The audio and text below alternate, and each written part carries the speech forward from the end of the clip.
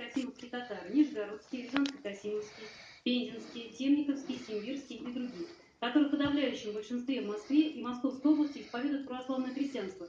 И это признают татарские общественные деятели, ну, в том числе вот, в личном общении Фарис Борисович, Ямалиев, штаб татар Москвы, об этом мы часто говорим с ними, но пока, к сожалению, сегодня они не готовы об этом сказать на какой-то широкой аудитории. Хотя надеюсь, что все это наконец-то как-то проектом, они сегодня были приглашены, не смогли прийти.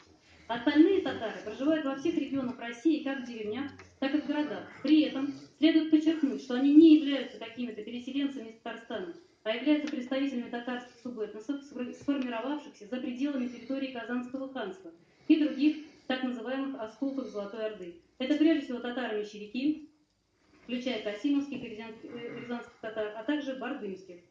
Это астраханские татары, литовские татары, сибирские татары, добруджинские татары и другие, которые проживают на огромной территории от Дуная до Тихого океана на своей исконной территории. Это как часто, когда вот я говорю, что я татарка, мне говорят, как ваша Казань? Вот, и я долго объясняю, что на самом деле татары, они делятся на многие общности, и многие татары даже не знают, что такое Татарстан, просто там не были. И, конечно же, крымские татары, их около 5 миллионов всего, но крымских татар, проживающих в Крыму, около 300 тысяч. Казахов, представителей других этнических общностей, учитывающихся сегодня как отдельные народы, нагайцев, нагайбаков, башкир, карачаевцев, балкарцев, кумыков, алтайцев, тувинцев,